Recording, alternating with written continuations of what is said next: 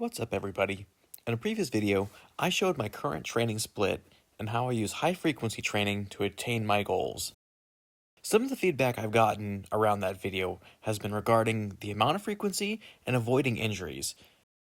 With so much discussion around that topic regarding high-frequency training, I thought I'd show a couple examples of how I adjust my volume and frequency if I'm having a day where I'm sore or even just tired or hungry. Obviously, life gets in the way, and not every day is going to be perfect for training. So, with that in mind, here's a few examples of how I adjust my routine on the fly. In this first example, I'm starting my week with a weighted routine, which obviously by its nature is going to be taxing. Now, let's say for this example, I did another set for each exercise, or just did a little bit more volume than I'm used to. And while I felt great at the time, it left me a little sore for the next day and forced me to change up my routine for the following day.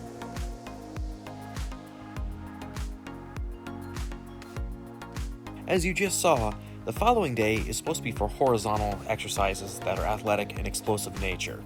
So instead of doing a full body row, I might do a modified row where I have my feet closer to me, or I'm actually using rings or a suspension trainer to work a different angle that is not as taxing. Doing lighter and less intense versions of those exercises still allows me to work those movement patterns and be consistent, but do so at a much safer frequency and not as intense as I usually would have. Another thing I might do is pick an exercise that has 3 to 4 different movements and do those in a handful of sets. Therefore, I'm still working all those different movement patterns, but I'm doing so at a lesser intensity and saving a lot of time. In this next example, I'm going to show when I do a routine that feels good, but maybe didn't push myself enough, and therefore I want to challenge myself for the next day.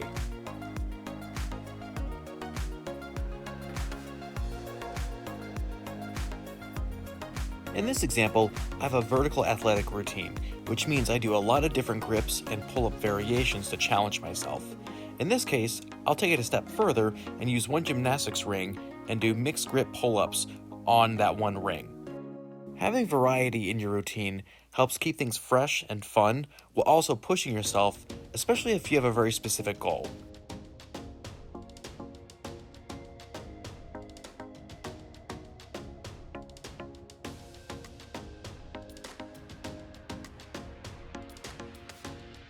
In this clip, I'm going up and down a campus board, which is a common tool used by climbers to practice their strength, their coordination, and their plyometric movement as they pull themselves up.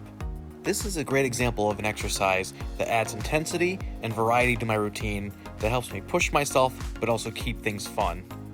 In this last example, I did a very intense routine that was followed up by a poor night's sleep and lack of nutrition for the following day.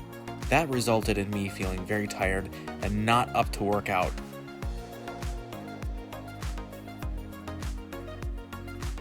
The solution to that is simple. Either take a rest day, or if I feel up for it later in the day, I might go for a long walk, a jog, or even a bit of a run on the treadmill.